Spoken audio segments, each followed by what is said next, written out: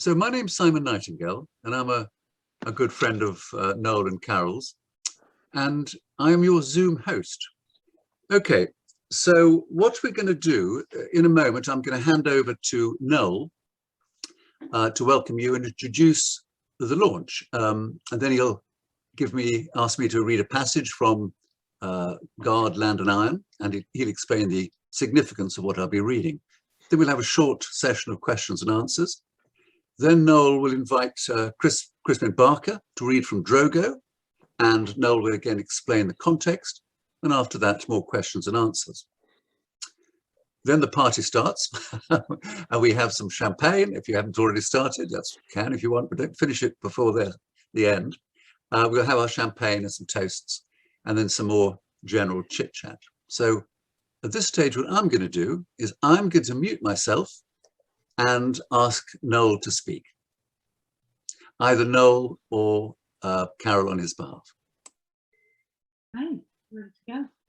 Well, welcome everyone. A very great welcome. It's so wonderful to see you all here. Just before we get going, I've actually got a couple of apologies. Seems a bit odd. But first of all, as you could hear, my voice has deteriorated quite significantly. I have therefore not going to subject you for very long. I asked Carol to actually introduce the books prior to the actual reading. I was going to do it, but I decided there was far too much of an imposition. I will, however, attempt to answer questions at the end of the reading, should you have any, or respond to comments. My second apology. Normally, at book launch, you would expect to have one book launched. Well, unfortunately, perhaps for you, you're going to be subject to two books because they're both being published at the same time. Now, that's not because I was writing one with my left hand and one with my right hand. But because the small matter of coronavirus intervened, and the first book, God, Land and Iron, should have been published at the beginning of last year, but was delayed intermittently. So that's why we now have the two together. However, I hope you enjoyed the session, and I'm really pleased that you could participate in what is for me, I guess, a lifelong ambition to become a writer. Okay, so I'm going to talk a little bit about God, Land and Iron before Simon does the chosen reading. This book is about how all three of the title themes interact, providing the background which strongly influences the central character, Nathaniel Shawcroft. 18th century life was often corrupt, violent, and inhumane, but it was also a period of the New Enlightenment, which challenged traditional values and authority. It was the attraction of new and radical ideas that led Nathaniel to a different world, where the Shropshire miner developed a mind of his own. Fleeing from certain imprisonment for his radicalism, he escapes to colonial America, where he discovers for himself the hypocrisy, greed, and self-delusion of those purporting to be moral and upright leaders of a grand new society. At home in England, at the dawning of a new technological age, he begins to question whether this will be positive for people or not. Now, the chosen reading is from the very beginning of the story, when we see Nathaniel working in his father's gallery, digging out iron ore. This would have been the sum total of his life, probably a short one at that, had the incident which is described not happened. As it was, it becomes the turning point for his whole life. His experiences thereafter reveal to us the development of a complex character and a man with hidden strengths. So thank you, Simon, for agreeing to read the extract that you're going to do. And that'd be great. Thank you. This is the book I'm going to read from. God, Land and Iron. And I'm going to read from the beginning of chapter 1.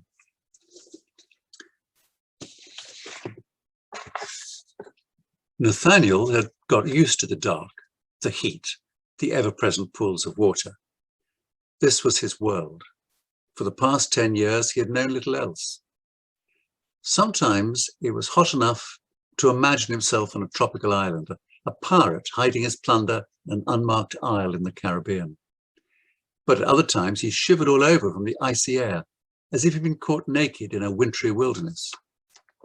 In truth, he wore little but a dirty, ragged loincloth that barely concealed his decency.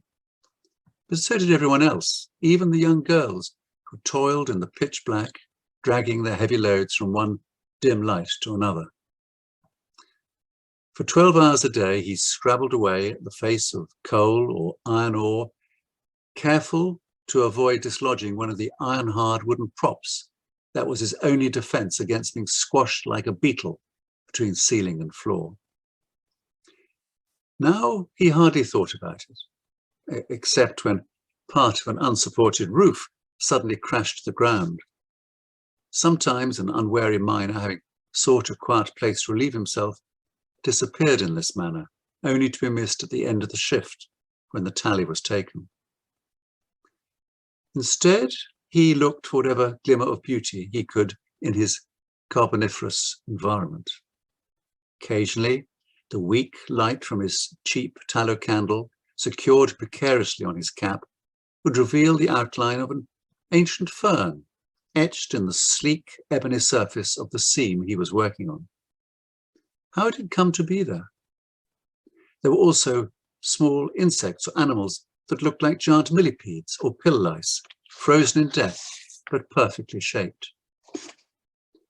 He was told by his father that these were the animals that inhabited the earth before the great flood, when only Noah and his family survived from among the race of men who had turned too evil to be allowed to live. Why then, he wondered, did he never come across their skeletons? It was a mystery. Before he felt or saw anything, Nathaniel's sixth sense warned him of inexplicable danger. He'd heard of this from other miners who had survived previous disasters. His candlelight did not even flicker, nor did he sense any change of atmosphere.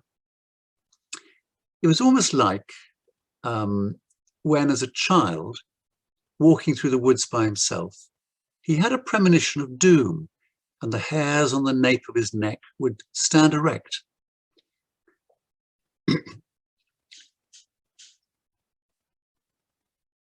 And shortly afterwards, he'd see a deer shoot from the undergrowth, startled by his presence. He became aware of time standing still, and the steady sound of his fellow workers further along the gallery sounded small and distant.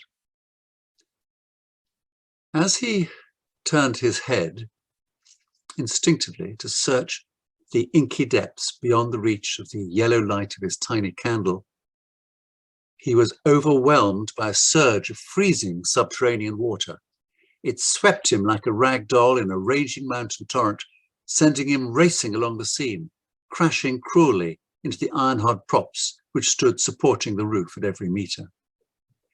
He felt the sensation of being lifted as the icy water deepened around him. He knew where he was going, though he could see nothing, up towards the jet-black ceiling, starless void that would suddenly crash down on him like the lead-black coffin lid being closed for eternity. But this was not to be.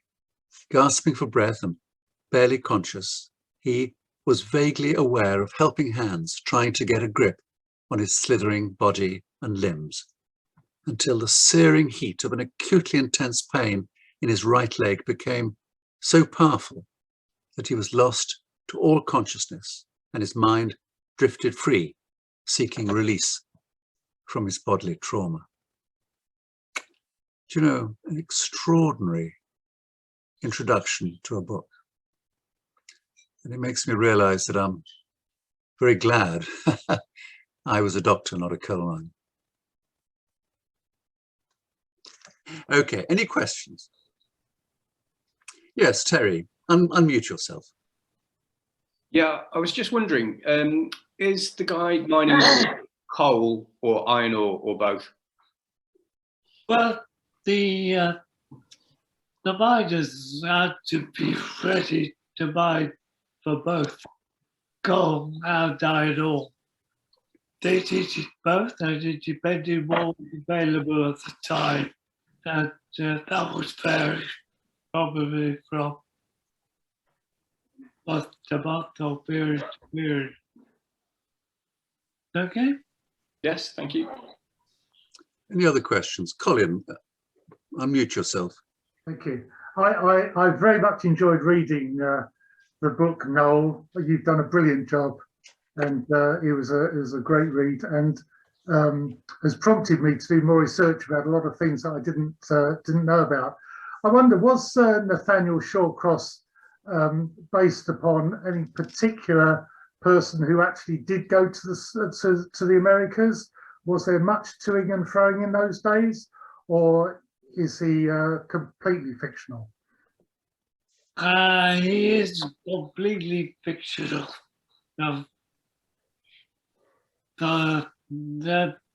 was, however, some trade between the colonies and the Derby family, the Ivory Gorge furnace.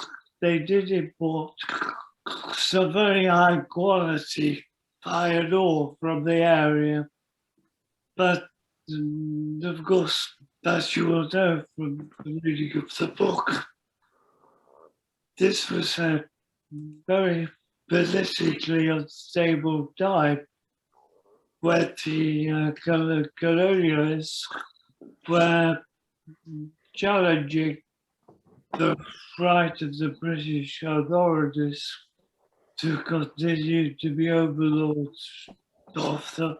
And there was therefore a question which I posed against fictitiously by the matriarch, Happy Derby, as to whether this source of very valuable and rich iron ore would still be available to them in the future. It was a question, but there was trade, yes. People don't often realise that, but there most definitely was. Thanks very much, Noel. Much appreciated. Cheers. Any more questions? Raise your hand if you do. Christine, unmute yourself, please. Yeah, clicking. Yeah, it's Alan actually. Noel, which year did that event occur? Sorry? Which year did the event in the mine occur? No, 1770. 1770. Yeah, the period of the book of the story covers approximately 5 years, from 1770 to 75. Okay. There is a timeline provided in the book itself. Okay. Thank you. Useful. Thank you. Any other questions? Okay. So, if no more questions, then what I'm going to do is ask for Noel and Carol to introduce the next passage, which will be read by Crispin. So over to you, Noel. Well, over to you, Carol. Okay, so this book is Drogo, Romano, Britain. The period AD 43 to 70 was not a good time for a young British Celtic warrior to be alive. The second invasion of Britannia by the Romans was merciless for the tribesmen, who could not withstand the highly advanced military technology and tactics of the Roman army. Drogo is a young Celtic warrior from the main Cornovii tribe in Shropshire and beyond. The character of Drogo is taken from a short story which I wrote a few years ago. In that, we learn that he has had to leave his home on the Wrekin, where his father was the tribal chief. He travels south, takes up arms with the powerful Catavalorni tribe under their leader Caroticus, spending 2 years resisting the Roman invaders. After a year of heavy fighting and defeats, Drogo realizes that the Romans cannot be defeated and a different strategy must be adopted if the culture and religion of the British Celts is to survive. He tries to warn his father, who will not listen, and subsequently the Iron Age hill fortress is overrun and destroyed by the 14th Legion. He makes an agreement with the Roman governor to leave his people in peace in return for knowledge and information about the area. He becomes an auxiliary, but he is not quite sure what the future will bring or the direction he should go. When treachery compromises his relationship with the Romans, he is forced to join the rebel cause. In the passage selected for reading, we see how his sister, the high priestess Felicia, helps him from afar. This extract provides a key to understanding some main elements of the overall plot. So thank you, Crispin, for agreeing to read the extract. And over. It's a privilege. This is the book, folks. Drogo, Romano, Britain. Ostorius Scapula regarded the range of hill fortresses arranged concentrically before him. He had campaigned in North Africa, Syria, and Gaul, but he had not come across anything quite like this. The legion, plus auxiliaries, was lined up in perfect attack formation, with 4 auxiliary cohorts in the centre of the first rank, and the remaining 6 legionary cohorts arranged to one side and behind. With his officers, he had a full view of the battle array from the top of the small hill just behind and to one side of his troops. Scouts reported there were 8 well-established and strongly built forts that were now occupied by the whole force of Cornovi warriors and civilians, including those from the settlement. It would be a daunting task, and what made it worse was that he didn't know who was commanding them and therefore had no way of predicting what they would do. He knew he was likely to lose many men in any kind of action, and that his forces would be severely stretched to carry out a simultaneous attack on all fortresses at once.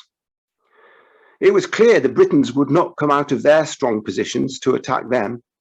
Why should they? They would be well provisioned and probably had sources of underground spring water to sustain them. On the other hand, he could not leave matters as they were. Just as he was about to signal for the first rank to attack the nearest hill fort, the gate opened and a single chariot with 1 driver and passenger emerged. He was astonished to see it was one of the priestesses from Viriconium, still adorned in her priestly garb, but carrying no weapons, only a branch of mistletoe. There was no tall guard with her. He wondered whether this might be a trick, but when the gate closed behind her, leaving her totally exposed to his forces, he decided It couldn't be. She shouted something. He was too far away to hear, but it was clear she was seeking audience with him. What incredible nerve, he thought. These Britons possessed seemingly endless supplies of bravery and courage. He could have made an example of her there and then, stripping her naked and crucifying her before her people. But he didn't. It wasn't really in his nature. Instead, he signaled for her to approach, and when the skillfully driven chariot had weaved its way across the uneven terrain to him, she jumped out and spoke in flawless Latin. Governor Scapula, I'm glad to see you here, although I doubt you are glad to be here. She smiled disarmingly at him. Then, in a more serious vein, Belicia continued. You will remember my brother Drogo offered you a way of avoiding just such a confrontation as we may have here.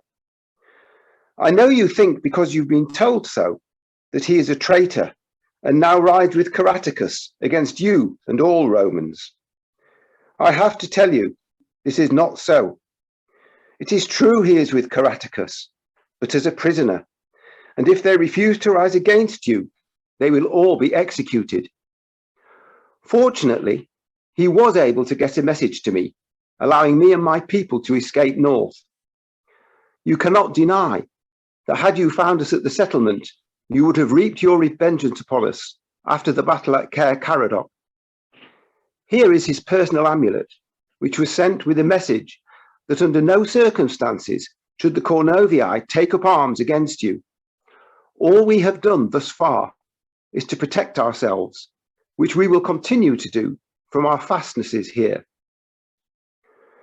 It's hard to believe what you say when I view the corpses of those that were killed trying to arrest you. Think, she persisted. What made you believe my brother was a traitor, when in fact he had placed himself in the most dangerous part of the battle? Was it not what the chief centurion of the auxiliary force told you? Perhaps he neglected to tell you that Gallio, whom my brother killed justifiably as he was trying to rape me, not only his sister, but a priestess of the sacred grove by the Hafren, the river you know as Sabrina, is related to him as his nephew. It was therefore blood revenge he sought, not justice, and he was prepared to do this against the interests of Rome. For rest assured, if you do not accept my word, you will have another difficult and dangerous tribe against you. Belicia didn't wait for his answer, but turned quickly around and jumping into the chariot, sped off back to the fortress from which she had come. The governor pondered over her words, going back in his mind over what he had been told by the high centurion. All of what she had said made sense, and his feelings confirmed it. He gave the command to return to Rochester, but he also decided to leave scouts to observe the comings and goings of those in the fortresses. He hoped his trust in both Drogo and his sister would not prove to be misplaced. And now, any questions for Noel? Mary. Susan, unmute yourself. Thank you for that opportunity to hear an extract. Noel, it's one thing to imagine a story. It's another thing to actually be able to write and complete a novel. But I imagine the element of doing the historical research was a completely separate experience. I'm just really interested in what that experience was like for you and where on earth you start researching a historical novel. Well, yes, the researcher, whether it's for an academic text, project or novel, will probably start at the same place, so that's Wikipedia. Then you make damn good use of the Lincolns. There is a well-provided bibliography where I do identify the sources that provide a timeline for the period and a glossary of the historical characters and events. So that's where I began. But of course, it's not a simple matter of recounting history. If it were, that would be boring. They were talking creative writing. You have to imagine yourself into the time that the characters, and the more you immerse yourself in the many sources that you may come across, which you may never use as such, helps you get the feel. And then you rely on, well, you rely on what you might call intuition. Some people call talent. I would be very glorious to claim that, of course. But you just wait for the story to tell itself.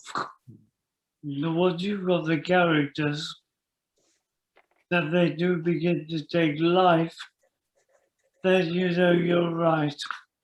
But with a historical novel of this kind, of course, it's very rich in historical events and locations. The great risk or danger for a writer is to rely too heavily on them.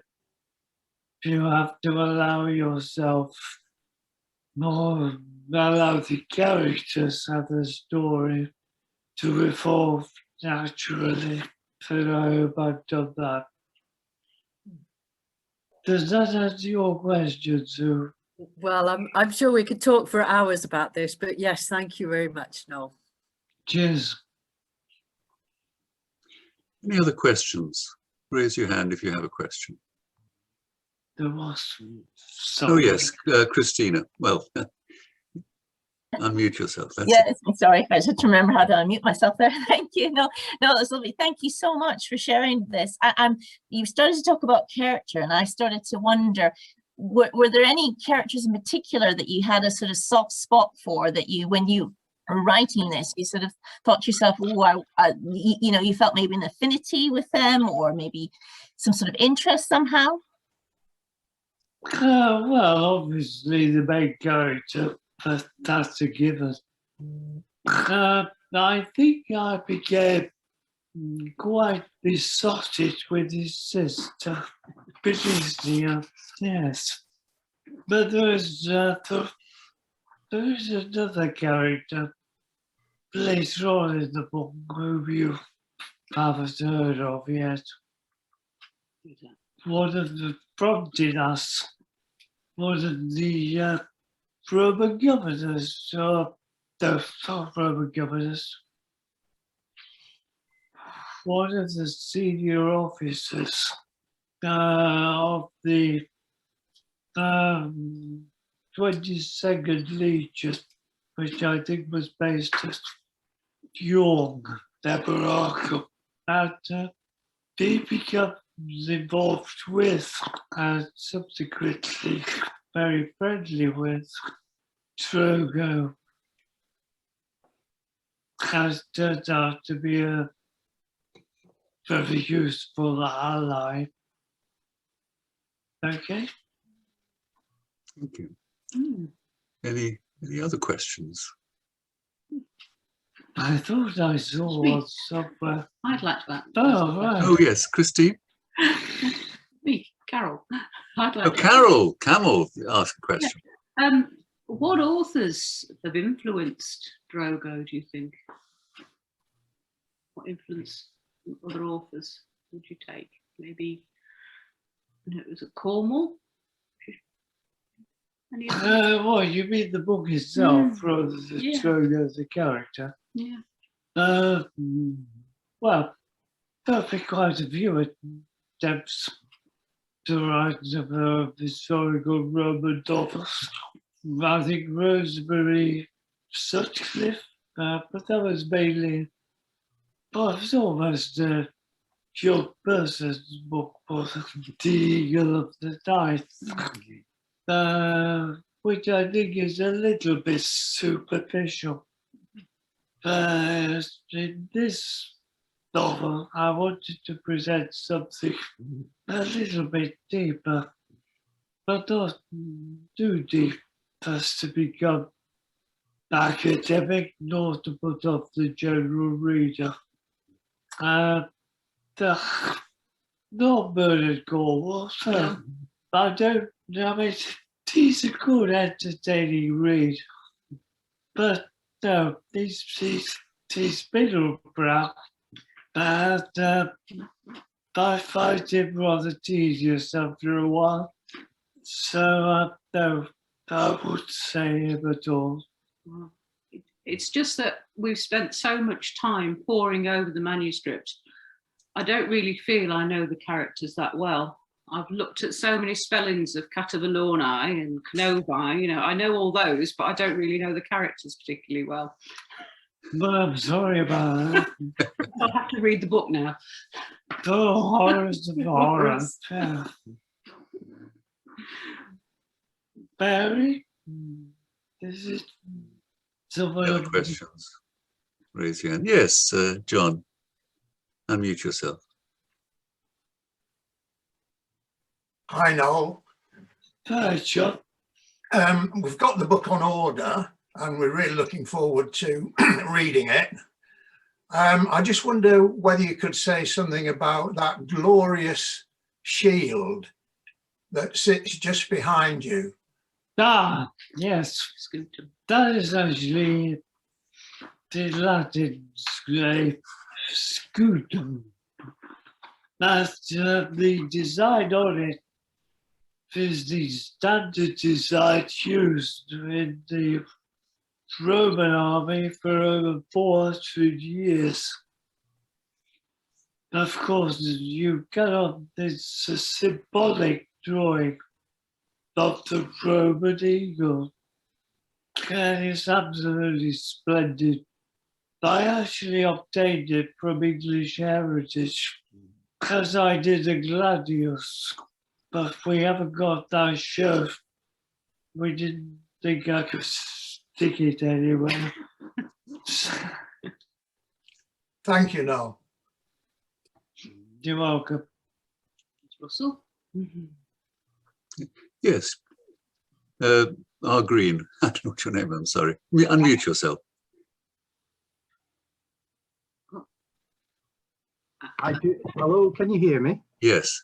Right, I do apologise that I keep flickering in and out on the picture. It's just that I don't have the best setup here. I have a laptop and then I have work screen. So in order to see you both, I'm having to look up at my work screen. So I do apologise for that. I just wanted to say, firstly, thank you very much for inviting me to this book launch. Wow, what a phenomenal experience and what an amazing achievement, Noel. But I would further add that those two readings, the depth of detail that you've put into there is quite amazing. You know, it's completely blown me away. And obviously clearly the amount of work you put into this shines through. So this leads up to my question is, how do you feel when you come to the end of the book? You have actually, I guess, I can only envisage, become part of those characters. They are very much real to you. Is it a bittersweet experience, or does those characters just erase from your mind, or will they always be a part of you now? Well, thank you for your questions. First of all, it's so good to see you shivering all the way over those subs. Yeah. Temperatures, no doubt. Those characters will remain a part of me.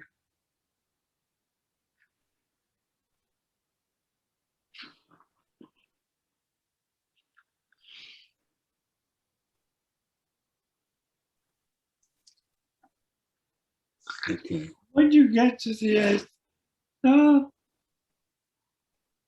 while you're pleased that you've completed it, but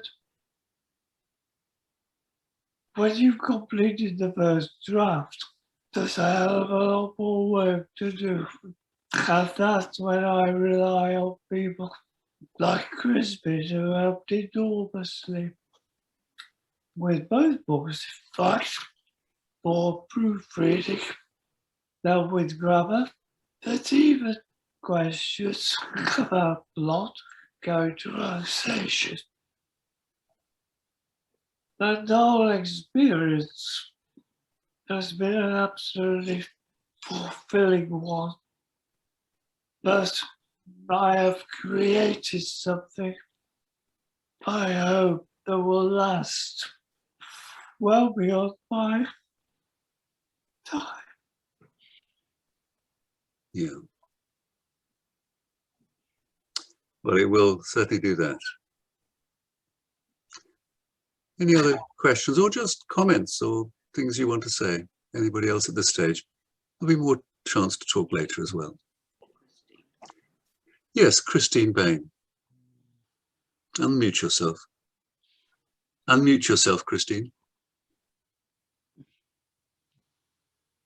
Bottom left of your screen. Yeah. Good. Yeah. Okay, Dan. Yeah. Sorry. Well, my original question was very similar to Susan's because, Noel, I realise that the finished book is just like the tip of an iceberg, really, with all the research that's gone on underneath. So I won't talk about reference sources because I think that's been covered. You write about very local things. Is that because you live here, or do you have your does your family come from this area? Have you got very strong connections to Shropshire and the Wrekin? Well, my family now comes from here, yes. But no, not prior to that. I come from the north, from the country of the Brigantes. Okay.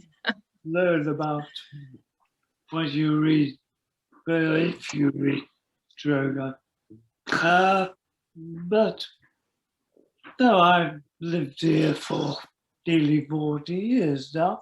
Oh, wow. And it's very much a part of me. I began with writing short stories based on the Wrekin, largely because I was horrified to discover beyond the basic childish folklore and mythology, there seemed to be nothing available about the area. And then after I'd written that, which was self-published, so it's very difficult to assess how widely it was received.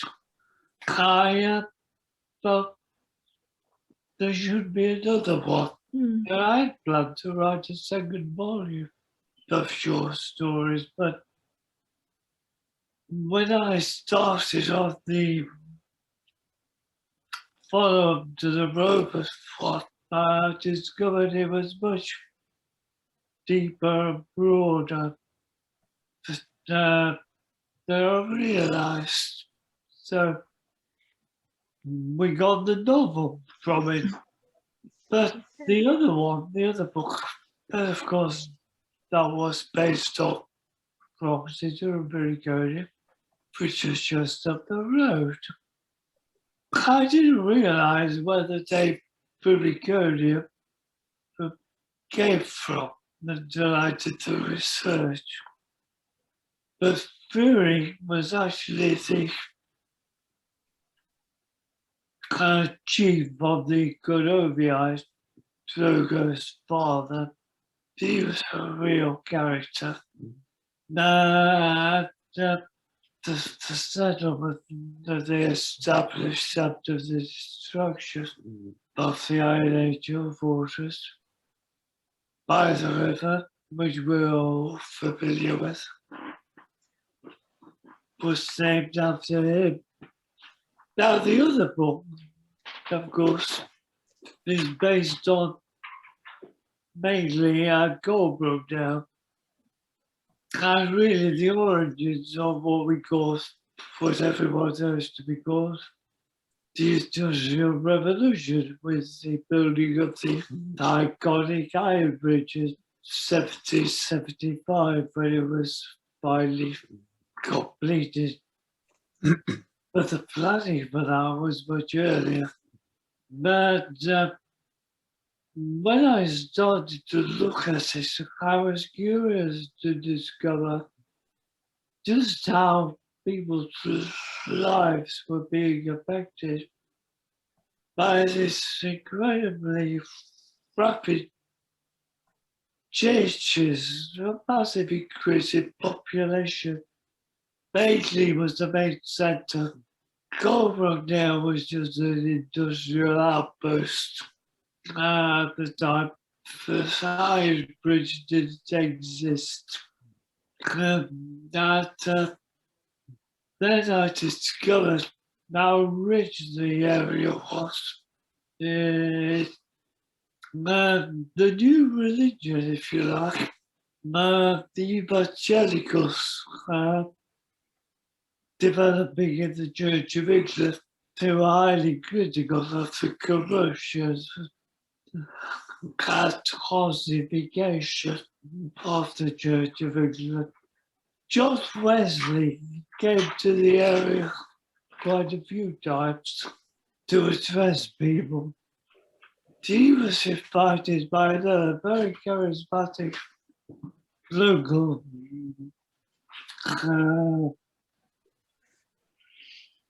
vicar, John Fletcher, a real character widely written about.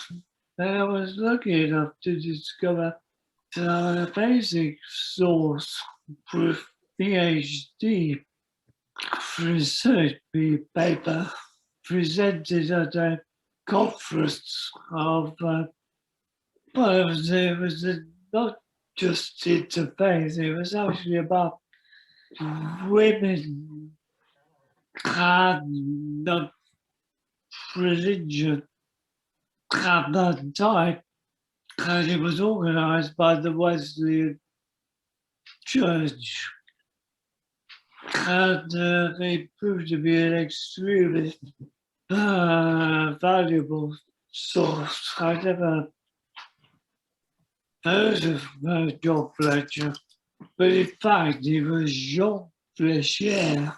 He was Swiss, but he spoke with a very pronounced French accent. Now he was highly charismatic, did an awful lot for people in the area, building, reading house, and then outpost for schooling for the locals as well.